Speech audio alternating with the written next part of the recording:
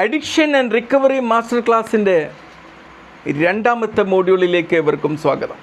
ഈ മോഡ്യൂളിൽ നമ്മൾ എന്തുകൊണ്ടാണ് ആൾക്കാർ ലഹരിയിലേക്ക് പോകുന്നത് എന്നതിനെക്കൊണ്ടൊന്ന് ചിന്തിക്കാൻ പോവുകയാണ്.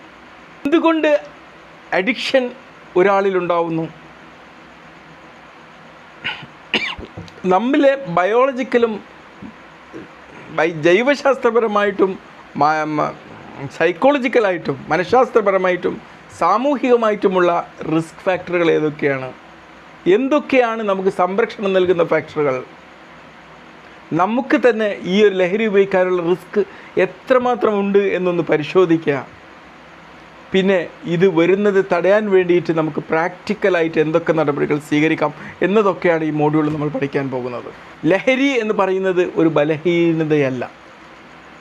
നമ്മൾ പലരും ചോദിക്കുന്നൊരു ചോദ്യമാണ്, എന്തുകൊണ്ടാണ് ചിലർക്ക് മാത്രം ഈ ലഹരിയോടുള്ള അടിമത്തം വരുന്നത്? ഉത്തരം വളരെ ലളിതമാണ്. ഒരു കാരണവുമില്ല. ഈ ലഹരിയോടുള്ള ഈ ഒരു ആസക്തി മനുഷ്യനിൽ രൂപപ്പെടുന്നത് ഒരുപാട് കാരണങ്ങൾ ഒന്നിച്ചു ചേരുമ്പോഴാണ്. 4 കാലുകളുള്ള ഒരു കസേരയെക്കുറിച്ചൊന്ന് ചിന്തിക്കുക. ഒരു കാല് ദുർബലമായി എന്ന് വെക്കുക, എന്നാലും ആ കസേര അവിടെ നിലനിൽക്കല്ലോ.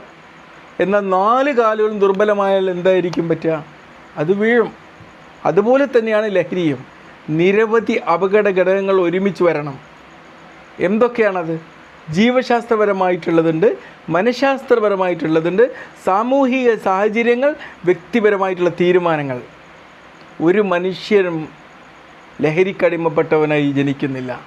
ലഹരി ഒരു മനുഷ്യനിൽ ക്രമേണ വളർന്നു വരുന്ന ഒന്നാണ്. ഇന്നത്തെ നിങ്ങളുള്ളൊരു ചോദ്യം, നിങ്ങൾക്ക് തോന്നുന്ന ഒരു മനുഷ്യൻ ലഹരിക്കടിമപ്പെടുന്നതിന് മുമ്പ് കാരണമാകുന്ന ഒരു 3 കാരണങ്ങൾ എഴുതി വെക്കുക എന്നുള്ളതാണ്. ഇനി നമുക്ക് ജീവശാസ്ത്രപരമായിട്ടുള്ള അപകട ഘടകങ്ങൾ, ബയോളജിക്കൽ റിസ്ക് ഫാക്ടേഴ്സിനെ കുറിച്ച് കുറച്ച് സംസാരിക്കാം. ചില വ്യക്തികൾക്ക് ഈ ജീവശാസ്ത്രപരമായിട്ട് തന്നെ ഇതിനുള്ളൊരു അപകട സാധ്യത കുറച്ച് കൂടുതലുണ്ട് എന്ന് പറയാം. അതിനർത്ഥം അവർക്ക് തീർച്ചയായിട്ടും ലഹരിയോടുള്ള അടിമത്തം വരുമെന്ന് വിചാരിക്കരുത്. പക്ഷേ ഇത്തരം ആൾക്കാർക്ക് കൂടുതൽ ജാഗ്രത ആവശ്യമാണ്. നമുക്കറിയാം, ഒരുപാട് ലഹരിക്കടിമപ്പെട്ട രക്ഷിതാക്കൾ, കുട്ടികൾ, ചിലരൊക്കെ അതിലടിമപ്പെടും. ഒരുപക്ഷെ രക്ഷിതാക്കൾ അതിലടിമപ്പെട്ട് കഴിഞ്ഞാൽ ഈ കുട്ടിക്ക് അടിമപ്പെടാനുള്ള ഒരു സാഹചര്യം അവിടെ ഉണ്ടെങ്കിലും ആ ലഹരി കൊണ്ട് ആ വീട്ടിലുണ്ടാക്കിയ അപകടങ്ങളൊക്കെ മനസ്സിലാക്കിക്കൊണ്ട് പല കുട്ടികളും അതിനെതിരെ നീങ്ങുന്നത് നമ്മൾ കണ്ടിട്ടുണ്ട്. അങ്ങനെ വരാം. ആ കുട്ടി അതിൽ ജാഗ്രത പാലിച്ചതുകൊണ്ടാണ്. അപ്പോൾ എന്തൊക്കെ പ്രധാന ഘടകങ്ങളാണ് ഇതിലുള്ളത്? കുടുംബചരിത്രം, ജനിതകപരമായിട്ടുള്ള ഘടകങ്ങൾ, തലച്ചോറിൻ്റെ വളർച്ച, പ്രായം. നമ്മൾ മനസ്സിലാക്കണം, 25 വയസ്സ് വരെ നമ്മുടെ തലച്ചോറ് വളർന്നുകൊണ്ടിരിക്കുകയാണ്. അതുകൊണ്ടാണ് യുവാക്കളിലും കൗമാരക്കാരിലും കൂടുതൽ അപകട സാധ്യത നിൽക്കുന്നത്. ഇന്ന് നിങ്ങൾ എന്താ ചെയ്യേണ്ടതെന്നറിയോ? നിങ്ങളുടെ ഒരു കുടുംബ ചരിത്രത്തിൻ്റെ ഒരു ഫാമിലി ട്രീ വരയ്ക്കുക. നിങ്ങളുടെ കുടുംബത്തിൽ ആർക്കെങ്കിലും ഈ ആൽക്കഹോൾ അഡിക്ഷൻ ഉണ്ടെങ്കിൽ അവിടെ എഴുതി വെക്കുക. പുകവലിക്കാരുണ്ട്, അത് എഴുതി വെക്കുക. മറ്റ് മരുന്നുകൾ കഴിക്കുന്ന ശീലമുണ്ടെങ്കിൽ അതും അവിടെ എഴുതി വെക്കുക.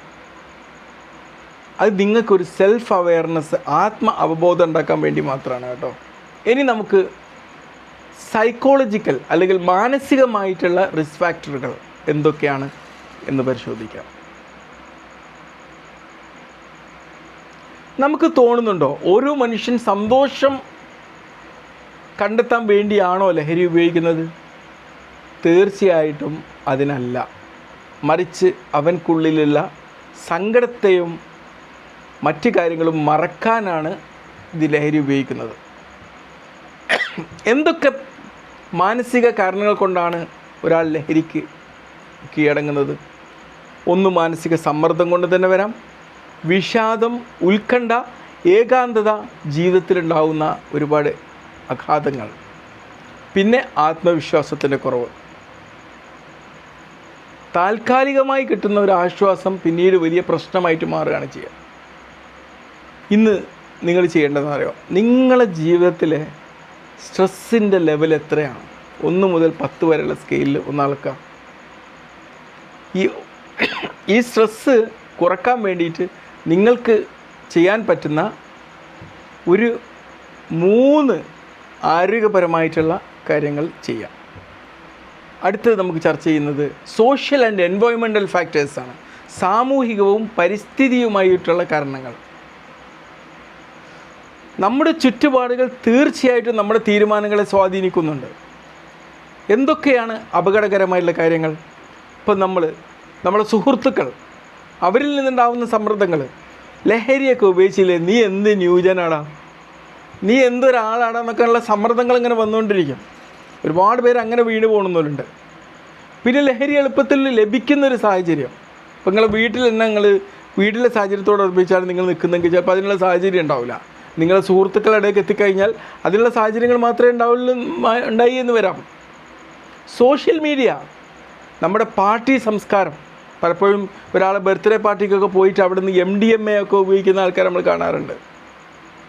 കുടുംബത്തിലെ പ്രശ്നങ്ങൾ, അച്ഛനും അമ്മയൊക്കെ വഴുതി വിരിഞ്ഞ് പോയിട്ടുണ്ട്, കുട്ടികൾ അവിടെ പലപ്പോഴും ഇവിടെയൊക്കെ ആയിട്ട് നിൽക്കുന്ന പ്രശ്നങ്ങളുള്ള വീടുകൾ. പഠനത്തിൻ്റെ സമ്മർദ്ദങ്ങൾ. തീർച്ചയായിട്ടും നല്ല സുഹൃത്തുക്കൾ നിങ്ങളെ രക്ഷിക്കും, തെറ്റായ സുഹൃത്തുക്കൾ ജീവിതത്തെ നശിപ്പിക്കും. ഇന്ന് നിങ്ങൾക്ക് ചെയ്യാനുള്ള ഒരു ആക്ടിവിറ്റി എന്ന് പറഞ്ഞു കഴിഞ്ഞാൽ, നമുക്ക് ട്രാഫിക് ലൈറ്റ് പോലെ നമ്മളെ ഫ്രണ്ട്ഷിപ്പിൽ പലരെയും ഒന്ന് മാർക്ക് ചെയ്യാൻ പോവാം. നിങ്ങൾ ഫ്രണ്ട്ഷിപ്പ് സർക്കിളൊന്ന് മാർക്ക് ചെയ്യുക. നിങ്ങളെ പോസിറ്റീവായി സ്വാധീനിക്കുന്ന ഫ്രണ്ട്സ് ആരൊക്കെയാണ്? 1, ഗ്രീൻ സിഗ്നൽ അവിടെ എഴുതി വെച്ചോ. 2, ന്യൂട്രൽ, എങ്ങനെയൊക്കെ നമ്മുടെ ജീവിതം അങ്ങനെ പോകുന്നു, ഇങ്ങനെ പോകുന്നു. Yellow signal. റെഡ്, നിങ്ങൾ നെഗറ്റീവായിട്ട് സ്വാധീനിക്കുന്ന ആൾക്കാർ. അഡിക്ഷനിലേക്ക് നിങ്ങളെ വഴിവരിക്കും. നിങ്ങൾ വീട്ടിൽ പോയിരുന്ന് പഠിക്കാൻ വിചാരിക്കുമ്പോൾക്ക് ഗെയിം സ്റ്റാർട്ട് ചെയ്തിട്ടുണ്ടാവും. എൻ്റെ കൂടെ ഗെയിം കളിക്കുക എന്ന് പറഞ്ഞ് വിളി വരുമ്പോഴേക്ക് നിങ്ങൾ അങ്ങോട്ട് വീണു പോകും. അങ്ങനത്തെ ഇൻഫ്ലുവൻസസ് ആരൊക്കെയാണ്? ഇനി നമ്മൾ കുറച്ച് പ്രൊട്ടക്റ്റീവ് ഫാക്ടേഴ്സ്, നമ്മളെ സംരക്ഷിക്കുന്ന ഘടകങ്ങളെക്കുറിച്ച് ചർച്ച ചെയ്യാം. തീർച്ചയായിട്ടും നമുക്ക് സംരക്ഷിക്കുന്ന ഒരുപാട് കാര്യങ്ങളുണ്ട്. നമ്മളെ കുടുംബത്തിൻ്റെ പിന്തുണ, നല്ല സുഹൃത്തുക്കൾ, നമ്മൾ വ്യായാമം ചെയ്യുക, നല്ല സംഗീതം ആസ്വദിക്കുക, കായികപരമായിട്ട് നമ്മൾ ഒരുപാട് കാര്യങ്ങൾ ഇടപെടുക, വായന, ആത്മീയത, നമ്മുടെ ജീവിതത്തിൽ ലക്ഷ്യമുണ്ടായിരിക്കുക. ഇതൊക്കെ കൂടുതലായി കഴിഞ്ഞാൽ ലഹരിയുടെ സാധ്യത അവിടെ കുറഞ്ഞു വരികയാണ്. ഇന്ന് നിങ്ങൾ എന്താ ചെയ്യേണ്ടത്? ഒരു 5 ആരോഗ്യപരമായിട്ടുള്ള പ്രവൃത്തികൾ നിങ്ങൾക്ക് സന്തോഷം കൊണ്ടുവരുന്നതായിരിക്കണത്. ഒരു ഡ്രഗോ ഒരു ആൽക്കഹോളോ ഉപയോഗിക്കാതെ ഈ സന്തോഷം കൊണ്ടുവരുന്ന ഒരു 5 പ്രവൃത്തികൾ എന്തൊക്കെയാണെന്നുള്ളത് എഴുതി വെക്കുക. ഇനി നമുക്ക് ലഹരി ഉപയോഗിക്കാനുള്ള അപകട സാധ്യത എത്രയാണ് എന്ന് തിരിച്ചറിയുന്ന ഒരു ടെസ്റ്റ് ചെയ്യാൻ പോവാം. Your personal risk assessment. സത്യസന്ധമായിട്ട് ഇതിന് നിങ്ങൾ ഉത്തരം നൽകണം കേട്ടോ. 1, കുടുംബത്തിൽ ലഹരിയുടെ ചരിത്രമുണ്ടോ? മാനസിക സമ്മർദ്ദം കൂടുതലാണോ? ഉറക്കം കുറവാണോ? ഏകാന്തത അനുഭവപ്പെടുന്നുണ്ടോ? ലഹരി ഉപയോഗിക്കുന്ന സുഹൃത്തുക്കളുണ്ടോ നിങ്ങൾക്ക്? ജീവിതത്തിൽ നോ എന്ന് പറയാൻ ബുദ്ധിമുട്ടുന്നുണ്ടോ? ലഹരി നിങ്ങൾക്ക് എളുപ്പത്തിൽ ലഭ്യമാണോ?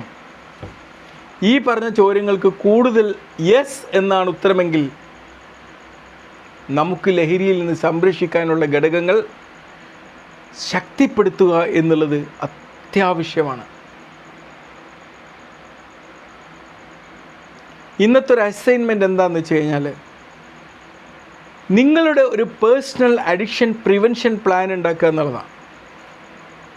1, ഈ പറഞ്ഞല്ലോ നമ്മൾ കുറേ കാര്യങ്ങൾ. അപ്പോൾ ബിഗ്ഗസ്റ്റ് റിസ്ക്കുകൾ എന്തൊക്കെയാണ്? എൻ്റെ സ്ട്രെങ്ത്, എൻ്റെ ശക്തി എന്തൊക്കെയാണ്? എന്താണ് എൻ്റെ സപ്പോർട്ട് സിസ്റ്റം? എനിക്ക് പിന്തുണ നൽകുന്ന, ലഹരി ഉപയോഗിക്കാതിരിക്കാൻ പിന്തുണ നൽകുന്ന സപ്പോർട്ട് സിസ്റ്റം എന്താണ്? എനിക്ക് വിശ്വസിക്കാൻ പറ്റുന്ന ഒരു 3 വ്യക്തികൾ ആരൊക്കെയാണ്? എനിക്ക് ലഹരിയോടുള്ള ആസക്തിയൊക്കെ വരുന്ന സമയത്ത് ഇതിനെ മറികടക്കാൻ സഹായിക്കുന്ന 5 ആരോഗ്യപരമായിട്ടുള്ള ശീലങ്ങൾ എന്തൊക്കെയാണ്? എനിക്ക് ആരെങ്കിലും ഒരാൾ ഒരു ലഹരി വസ്തു പ്രോമിസ് ചെയ്ത് കഴിഞ്ഞാൽ അതിൽ നിന്ന് പ്രൊട്ടക്റ്റ് ചെയ്യാൻ പറ്റുന്നുള്ള ഒരു എമർജൻസി പ്ലാൻ എന്താണ്? എഴുതി വെക്കുക.